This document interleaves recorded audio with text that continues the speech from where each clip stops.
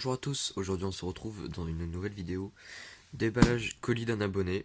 Voilà, donc un grand merci à lui. Et puis on va tout de suite le déballer.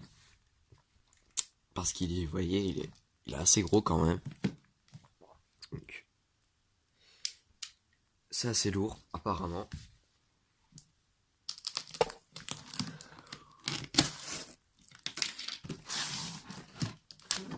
Donc il y a la dose de scotch, hein.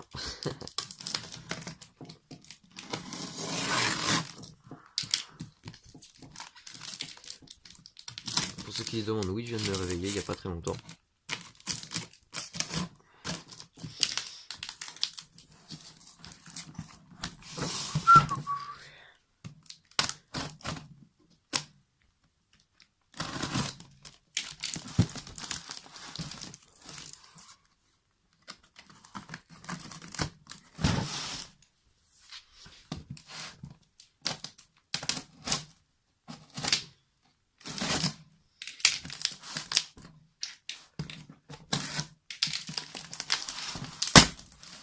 Alors, on va tout de suite ouvrir.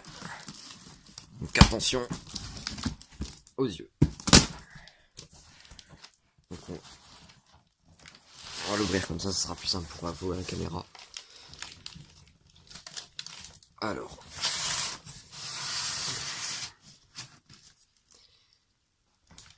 une sirène le grand. Donc ces sirènes là sont très connues, très utilisées. Tout simplement parce qu'elles sont très fiables. C'est des très bonnes sirènes. Voilà. Donc ça c'est cool. Un détecteur de fumée Chubb. Un Niskano, ouais, dressable. Voilà. Petit scano. Un détecteur ionique Nugelec. Ouais, c'est ça. Ah, j'arrive pas à le démonter. Attendez. Ah non, ça doit être les fils qui bloquent. Ok. Ok, note, c'est pas grave. Donc un déhissant. Voilà. Un ionique. Ouais, vous voyez ici, Universal Bait, machin ionique. On a la petite étiquette. Voilà.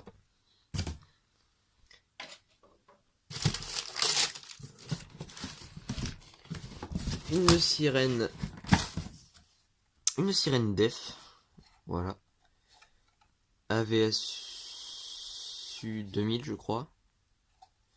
Si je vous dis pas de bêtises. C'est du très bon matériel.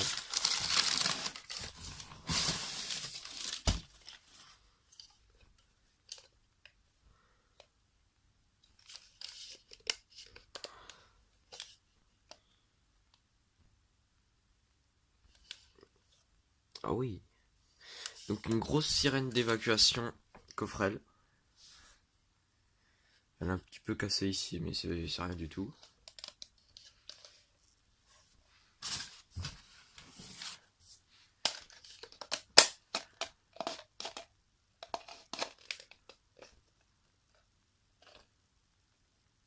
Très sympathique.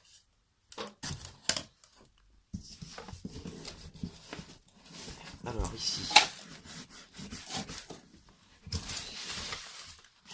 Oh ça c'est lourd, ça ressemblerait bien à une ventouse.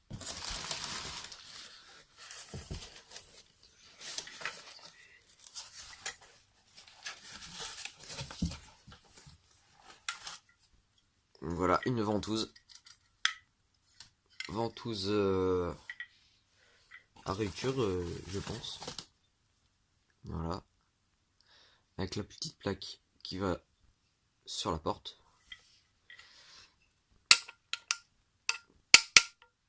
Voilà.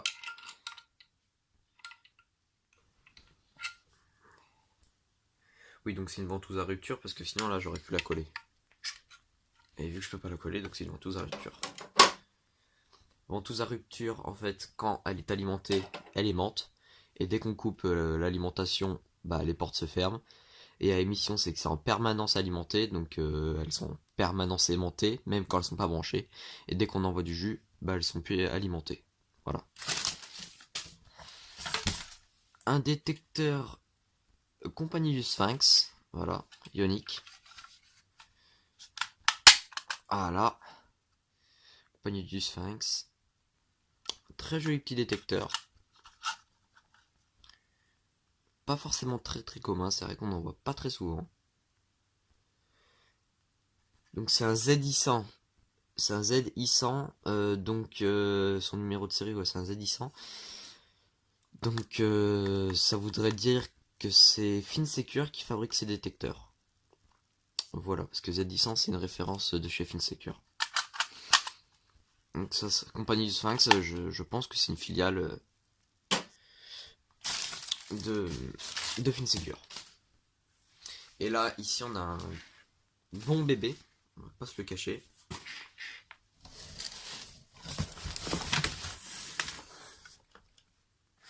Oh, joli derrière. Un R970. Ouais, c'est bien ça. Un détecteur optique Siemens. Adaptable sur les socles F905, voilà, adaptable sur tous ces socles là, quoi, tout simplement.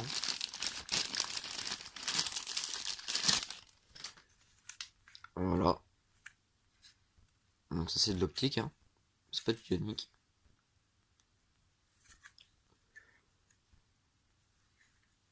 Très joli. Pour son époque, parce que ces détecteurs là sont pas tout jeunes.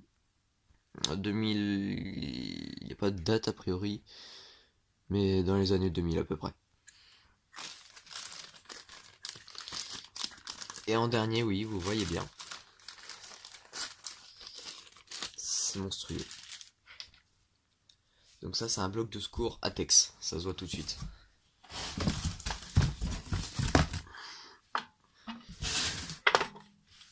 Oh, ça pèse son poids quand même. Surtout à bout de bras.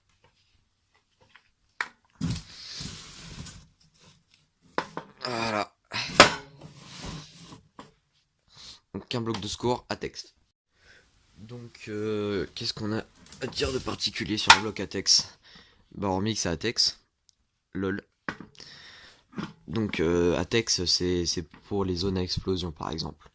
Ou les zones à risque d'explosion. Donc en fait ça ne produira pas la moindre étincelle. Même si le bloc de secours à l'intérieur explose, il n'y aura pas la moindre étincelle, la moindre chose qui va sortir de ce bloc. Voilà. Donc EEXD, voilà, Atex, machin. IC T6. T6 donc.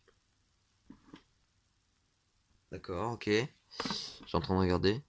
Ne pas ouvrir en présence d'atmosphère dangereuse, bah oui, c'est mieux. Parce que si tu ouvres le bloc de secours dans l'endroit où, bah, à risque d'explosion, et que lui fait une étincelle à ce moment-là, ou un court-circuit sur le 230, et ben, boum. Tout simplement. Donc, un PE, donc pressé toupe en acier, enfin, tout au moins en métal. Voilà. Sur le dessus, ne pas ouvrir sous tension, bah, encore une fois, oui, c'est mieux, hein. Le petit symbole X pour Atex, qui est très joli. Ce bloc de secours, oh oui, ça peut faire un bel objet de décoration. Donc vous voyez, il a été fixé à base ce bloc de secours avec de très gros boulons. Voilà, des deux côtés. En même temps, il le faut parce que c'est assez balèze. Donc vous voyez, dedans, c'est un bloc de secours quasiment standard. Quoique, non, il est pas standard, hein. C'est pas pareil, hein. J'imagine que c'est un bloc de secours. Ouais, la marque, j'imagine que c'est DTS, hein, la marque. Et le bloc dedans, c'est un.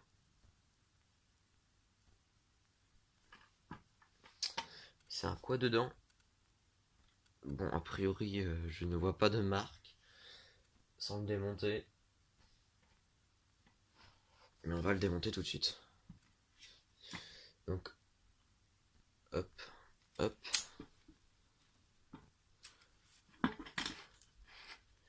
Pour le démonter, vous dévissez. Il y aura une vidéo sur ce BAES Atex, ça c'est certain.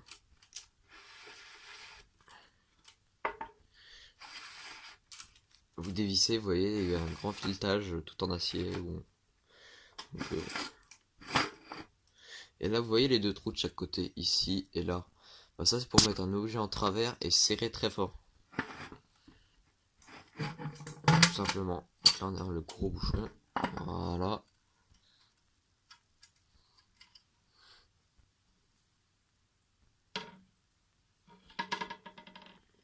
Hop. Vous voyez, ici, vous avez le bornier. Donc, phase neutre, terre, télécommande.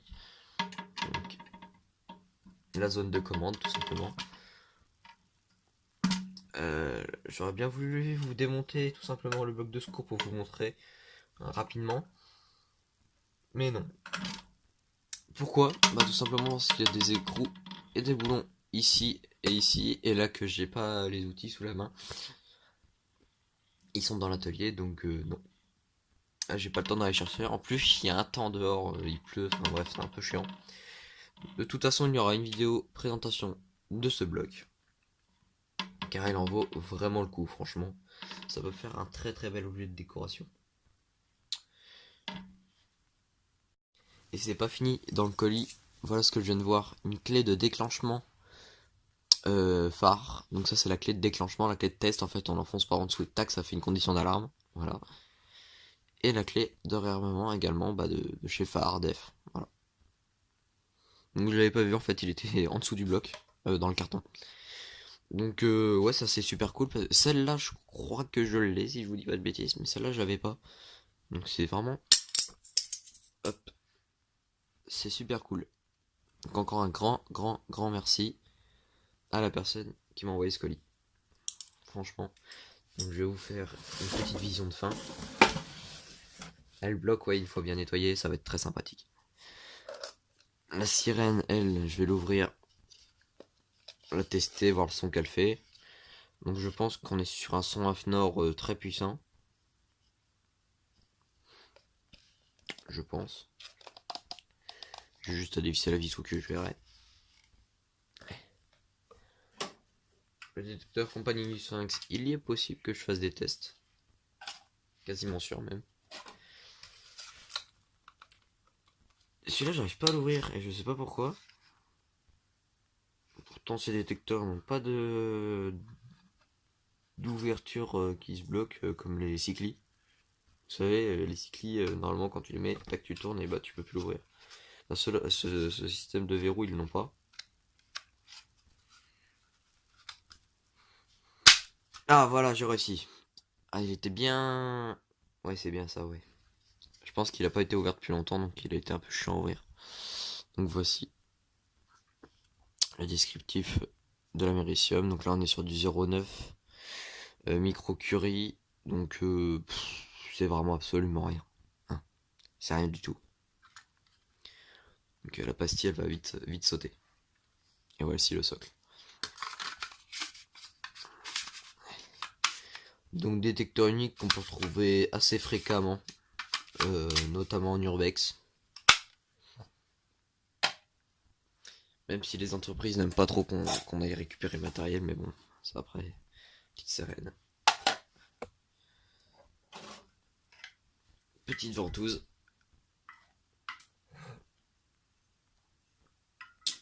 Les clés de réarmement. Le petit détecteur chube. Sirène Legrand et le R970. Et voilà. Donc voici ce colis. Donc franchement c'est un très beau colis. Encore un grand merci à cette personne. Et on se dit à très vite pour de prochaines vidéos, notamment de certains matériels, je ne vais pas dire quoi. Sur ce, merci à tous d'avoir regardé. Et on se dit à la prochaine. Allez, salut les gars.